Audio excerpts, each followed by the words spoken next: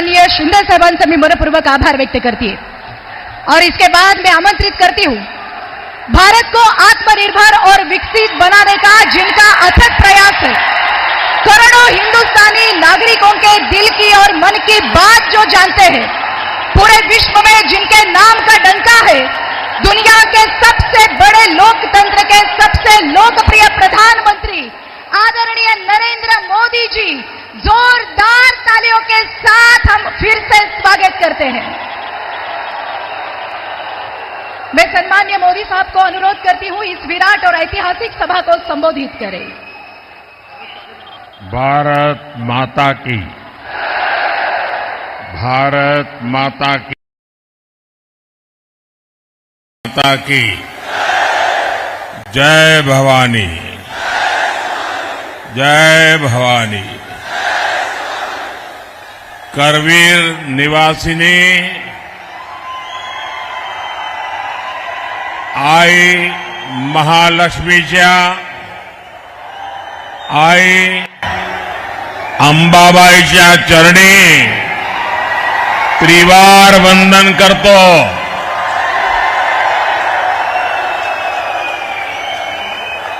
तमाम कोल्हापूरकरांना माझा नमस्कार।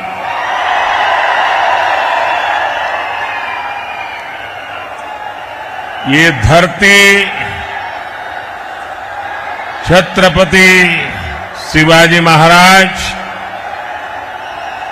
धर्मवीर संभाजी महाराज और छत्रपति साहूजी महाराज के आदर्शों की धरती है। मैं इन सभी महापुरुषों के चरणों में प्रणाम करता हूं। साथियों, आप सब जानते हैं मैं काशी का सांसद हूं और आज करवीर काशी आया हूं। ये मेरा सौभाग्य है। साथियों, हमारे कोल्हापुर महाराष्ट्र का फुटबॉल हब कहा जाता है।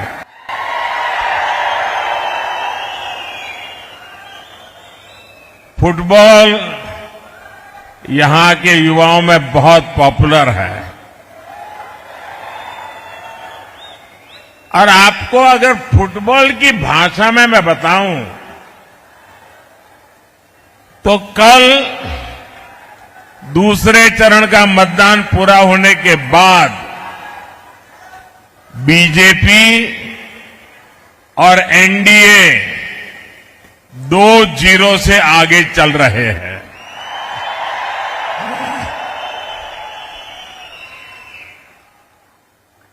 कांग्रेस और इंडिया अलायंस ने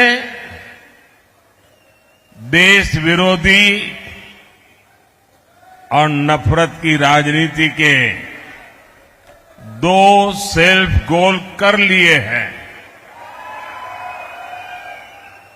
और इसलिए ये पक्का हो गया है फिर एक बार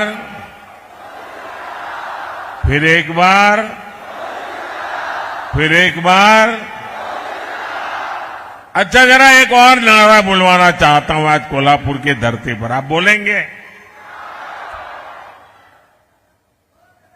अभी मैं बोल रहा था फिर एक बार, अब मैं नहीं बोलूंगा, आप बोलेंगे फिर एक बार, ठीक है?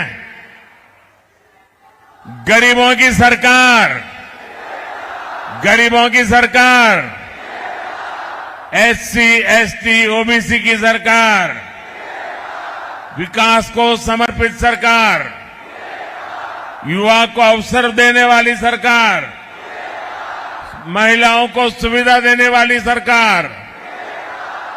शाबाश।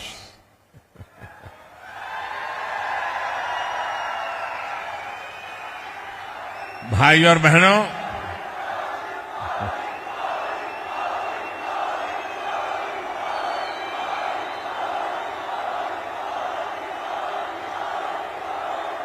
अब तीसरे चरण में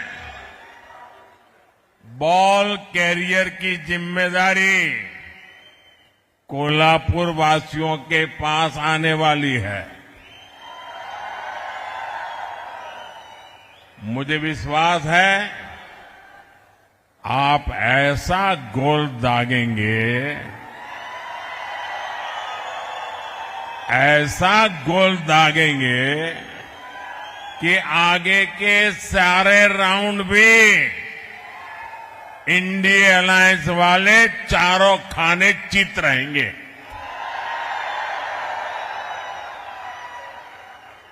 क्योंकि ये पूरा देश जानता है जगत भारी कोल्हापुरी, जगत भारी। साथियों, चुनाव के पहले ही मैंने कहा था ये चुनाव विकसित भारत के संकल्प का चुनाव है। लेकिन जैसे ही कांग्रेस पार्टी और उसके दोस्तों को ये एहसास हुआ कि वो विकास के ट्रैक रिकॉर्ड में एनडीए की बराबरी नहीं कर सकते, उन्होंने अपनी रणनीति बदल दी। इसलिए इंडिया अलायंस वालों ने खुलकर देश विरोधी एजेंडा और तुष्टीकरण के हथकंडों का इस्तेमाल करना शुरू कर दिया है। अब कांग्रेस का एजेंडा है कि वो सरकार में आने के बाद कश्मीर में आर्टिकल 370 वापस ले आएंगे। क्या आप ऐसा करने देंगे?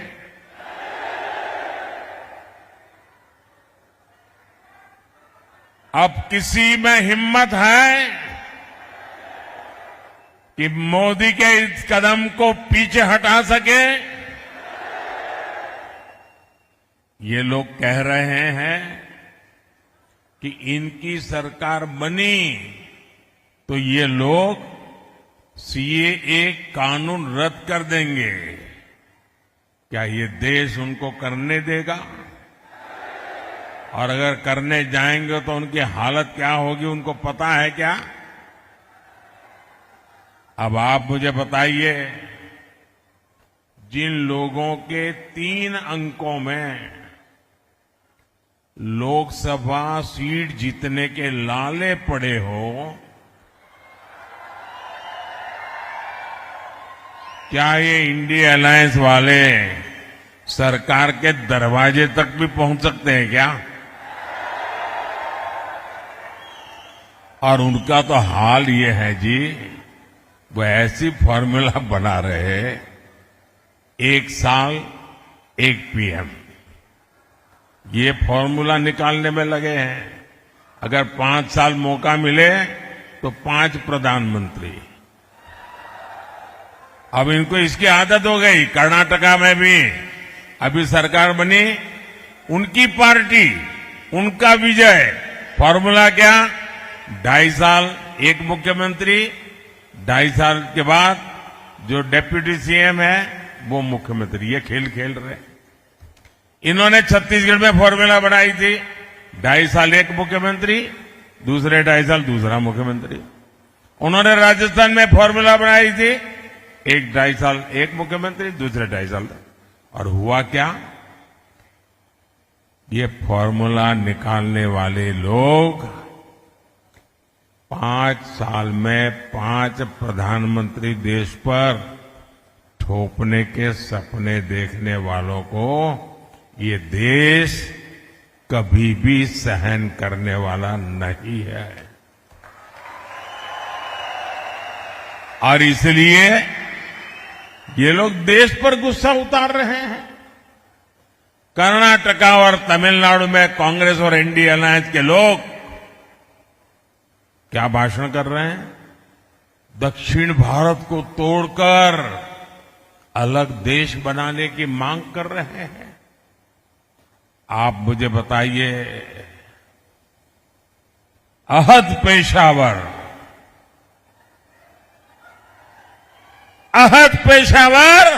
तहत तंजावर, हिंद भी स्वराज्य।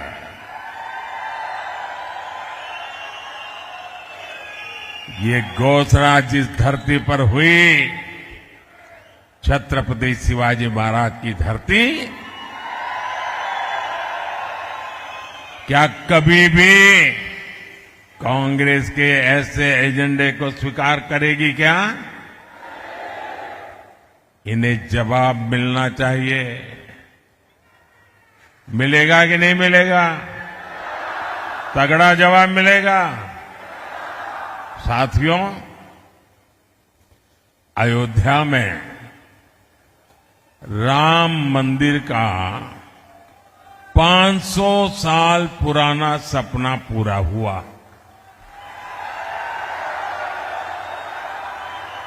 दशकों तक राम मंदिर को बनने से रोकने वाली कांग्रेस ने उसका भी बहिष्कार किया।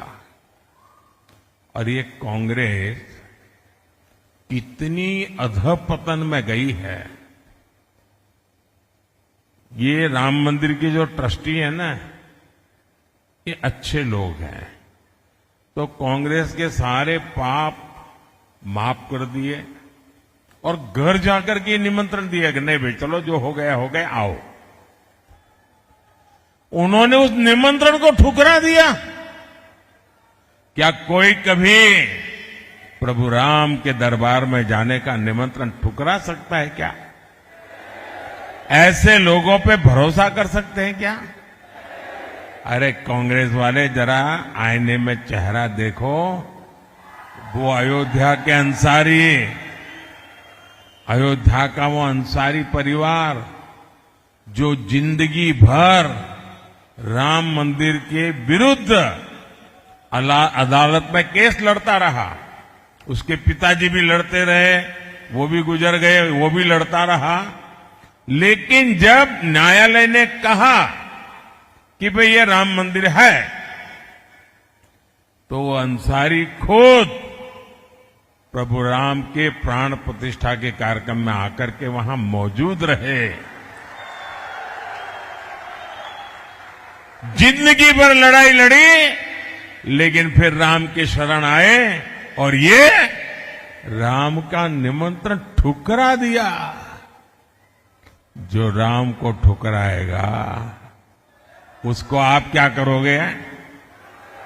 आप क्या करोगे? आप क्या करोगे? जो डीएमके पार्टी, वो उनकी खासम खास वो कह रही है, सनातन को गालियां देने पर अब उतारू है। कहती है ये सनातन तो डेंगू है, मलेरिया है। और जो लोग सनातन के विनाश की बात करते हैं, उन्हें इंडी अगाड़ी के लोग महाराष्ट्र बुलाकर उनका सम्मान करते हैं। ये दृश्य देख करके मुझे तो सोचता हूं बाला साहब के पर कितनी बीती होगी, बाला साहब ठाकरे के मन पर कितनी चोट पहुंची होगी।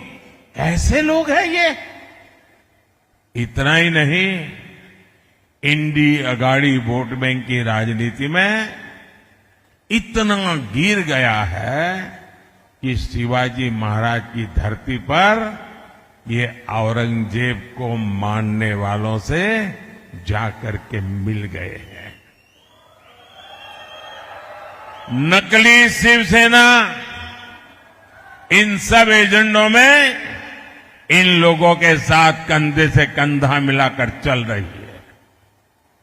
आज बाला साहब ठाकरे होते तो इनकी ये हरकतें बहुत दुखी करती और आज भी उनकी आत्मा जहां भी होगी सबसे ज्यादा दुखी उनके इन कारनामों से होती होगी। साथियों, तुष्टीकरण और वोट बैंक की राजनीति करने वालों की नजर अब लोगों की कमाई और दलित पिछड़ों के आरक्षण पर पहुंच गई है। कांग्रेस के शहजादे उन्होंने घोषणा की है कि वो आपकी संपत्ति की, महिलाओं के गहने और सोने चांदी की जांच करवाएंगे। आपकी कमाई को कांग्रेस उन लोगों में बांटेगी जिनका ये देश पर पहला हक है, ऐसा बताते हैं। तुष्टीकरण के लिए कांग्रेस किसी भी हद तक गिर सकती है। साथियों, कांग्रेस ने एक और ऐसी घोषणा की है जो महाराष्ट्र के हर मतदाता को जानना जरूरी है। कांग्रेस ने ऐलान किया है कि आप जीवन भर जो कमाएंगे, अपने बच्चों के लिए जो कुछ भी जोड़ते रहेंगे, वो पूरा का पूरा आपके संतानों को नहीं मिलेगा। आज आपके पास गाड़ी है तो आप अपने बेटे को दे सकते हैं, घर है दे सकते हैं, खेत हैं दे सकते हैं। ये कांग्रेस के शाहजादे फॉर्मूला लाए हैं। आपके न रहने के बाद आपकी पैतृक कमाई में से आधा हिस्सा कांग्रेस इनहेरिटेंस टैक्स लगाकर वसूल करना चाहती है। क्या आप अपनी मेहनत करके जो कमाई की है, पाई पाई बचाई है बच्चों के लिए, क्या उससे आप लूटने देंगे क्या? ये कांग्रेस की सरकार जो सपने देखती है उसको पूरा होने देंगे क्या? साथियों, महाराष्ट्र बाबा साहब आंबेडकर, छत्रपति साहू जी महाराज, ज्योतिबा फुले की धरती है। महाराष्ट्र की यह धरती सामाजिक न्याय का प्रतीक है, लेकिन कांग्रेस और इंडिया अघाड़ी ने सामाजिक न्याय की हत्या करने की भी ठान ली है। हमेशा बाबा साहब का अपमान करने वाली कांग्रेस अब दलितों, पिछड़ों के आरक्षण पर डाका डालने की तैयारी में है। कांग्रेस महाराष्ट्र समेत पूरे देश में आरक्षण का अपना कर्नाटका मॉडल लागू करना चाहती है। और यह कर्नाटका मॉडल क्या है? इस देश के दलितों ने, आदिवासियों ने, पिछड़ों ने, एससी, एसटी, ओबीसी सबने समझने जैसा है जी। बड़ा भयंकर है मॉडल। कर्नाटका में कांग्रेस सरकार ने ओबीसी कोटे में जो 27% आरक्षण है वो मुसलमानों को देने के लिए उन्होंने क्या किया? रातों रात एक कागज पे थप्पा मार करके सभी मुसलमानों को ओबीसी बना दिया रातों रात।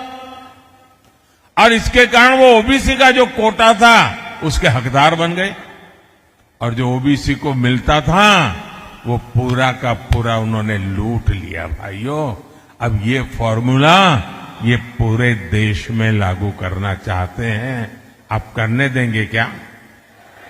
करने देंगे क्या? 2012 में इंडी गठबंधन की सरकार ने ये कोशिश की थी, तब ये सफल नहीं हो पाए थे।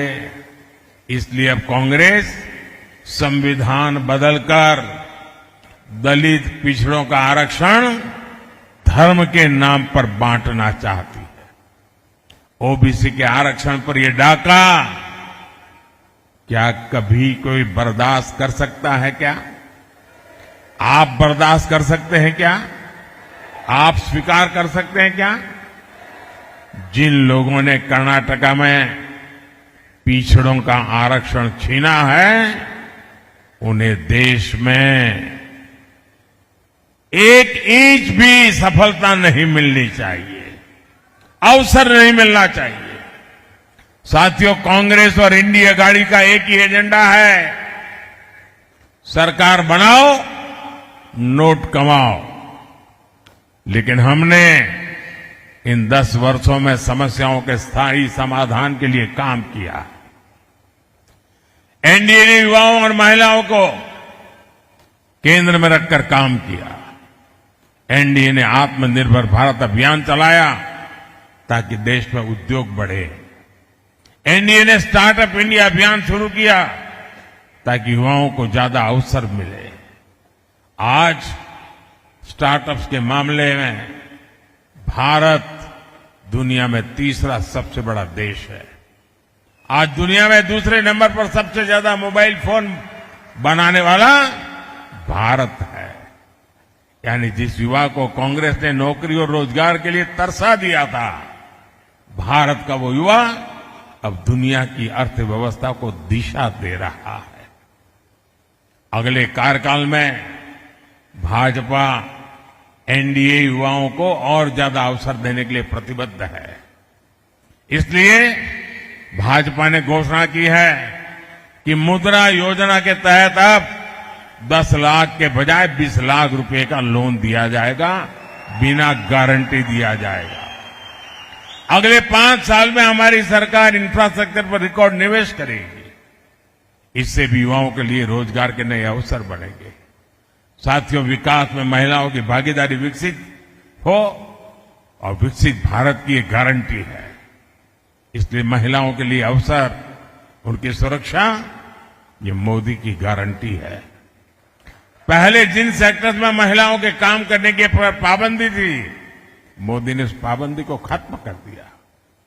हमारी सरकार ने रोजगार मेलों के जरिए सरकारी नौकरी में लाखों भर्तियां की है। इससे सरकारी नौकरियों में भी महिलाओं की भागीदारी बढ़ी है। महाराष्ट्र में, यहां कोल्हापुर में सहकारी समितियों में महिलाओं की बहुत बड़ी भूमिका है। हमारी सरकार ने पहली बार अलग सहकारी मंत्रालय बनाया। हमने महिलाओं को आर्थिक रूप से मजबूत बनाने के लिए सेल्फ हेल्प ग्रुप का एक बड़ा आंदोलन खड़ा किया। इसी का नतीजा है कि पिछले 10 साल में 10 करोड़ महिलाएं सेल्फ हेल्प ग्रुप से जुड़ी हैं। यहां महाराष्ट्र में भी पिछले 10 वर्षों में सेल्फ हेल्प ग्रुप से जुड़ी महिलाओं को हजारों करोड़ रुपए की मदद दी गई है। अब हमारी सरकार सेल्फ हेल्प ग्रुप की 3 करोड़ महिलाओं को लखपति दीदी बनाने का संकल्प लेके काम कर रही है। साथियों, आज यही नारी शक्ति जब मोदी का सुरक्षा कवच बनकर खड़ी है, तो कांग्रेस वालों की जरा तकलीफ ज्यादा ही बढ़ जाती है। और आप भूलिएगा नहीं, वीरांगना ताराबाई के देश में कांग्रेस के युवराज शक्ति का विनाश करने की बातें करते हैं। साथियों, कोल्हापुर विकास और विरासत की संभावनाओं से भरा क्षेत्र है, लेकिन इंडिया अघाड़ी की सरकारों ने इस क्षेत्र की इतनी उपेक्षा की। आज केंद्र की एनडीए सरकार और मुख्यमंत्री एकनाथ शिंदे जी, देवेंद्र फडणवीस और भाई अजीत पवार की सरकार कोल्हापुर के विकास के लिए दिन रात काम कर रहे हैं। मुंबई बेंगलुरु हाईवे के विस्तार का काम तेजी से चल रहा है। शक्तिपीठ एक्सप्रेसवे के जरिए महाराष्ट्र का एक बड़ा हिस्सा आधुनिक कनेक्टिविटी से जुड़ने जा रहा है। हमने कोल्हापुर और क्षेत्र के नई ट्रेनें दी है और भविष्य में यहां वंदे भारत ट्रेनें भी चलेगी। हमने कोल्हापुर वैभववाड़ी रेलवे लाइन को मंजूरी दी है, जिससे कोंकण क्षेत्र की कनेक्टिविटी और बढ़ेगी। कोल्हापुर एयरपोर्ट के लोकार्पण का सौभाग्य भी मुझे ही मिला है। भाई और बहनों, इस क्षेत्र में अंबाबाई शक्तिपीठ का आशीर्वाद प्राप्त है। आने वाले समय में अच्छी सड़कों और सुविधाओं के कारण लाखों भक्त अंबाबाई के दर्शन करने आएंगे। यहां उद्योग, व्यापार और पर्यटन से जुड़े अवसर पैदा होंगे। आप मुझे बताइए, मोटा कमीशन न मिलने तक फाइलों को दबाकर बैठने वाले लोग, याकूब मेनन की कब्र को संवारने वाले लोग, उनसे आप कोल्हापुर का, महाराष्ट्र का भाग्य बदलने की उम्मीद कर सकते हैं क्या? ये लोग महाराष्ट्र को आगे लेकर जा सकते हैं क्या? साथियों, 7 मई को महाराष्ट्र और देश का भविष्य तय करने के लिए एक बड़ा अवसर आ रहा है। मेरा आप सबसे अनुरोध है कि कोल्हापुर से एनडीए के उम्मीदवार भाई संजय मांडलिक जी और हाथकणंगले से धैर्यशील माणे जी, इनके पक्ष में भारी संख्या में मतदान करके मोदी के हाथ मजबूत कीजिए। आप इनको जो वोट देने वाले हैं ना, वो वोट सीधा सीधा मोदी को जाने वाला है।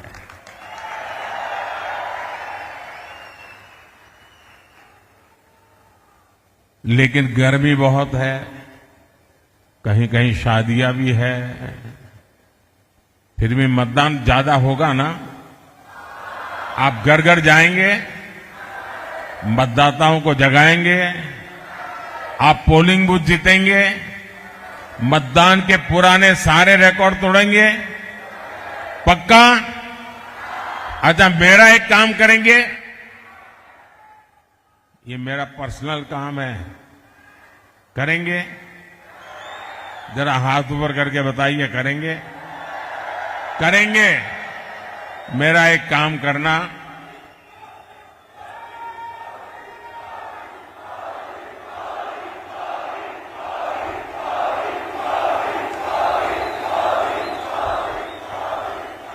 मेरा एक काम करना,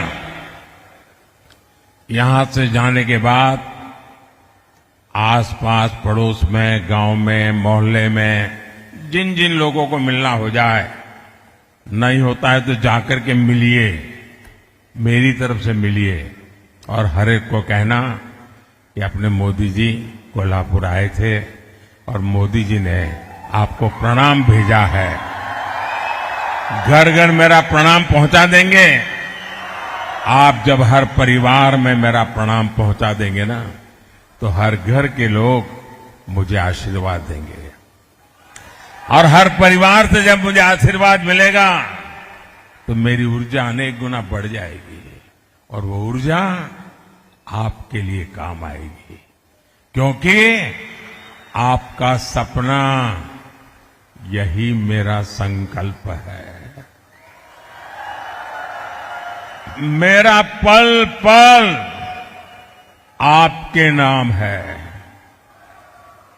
मेरा पल पल देश के नाम है। और इसलिए भाइयों बहनों, मैं प्रण लेकर के चला हूं 24/7 फॉर 2047। ये प्रण लेकर के निकला हूं, आपके लिए निकला हूं, और इसलिए मुझे पल पल आपके आशीर्वाद की जरूरत है। मेरे साथ बोलिए, भारत माता की, भारत माता की, भारत माता की। बहुत बहुत धन्यवाद।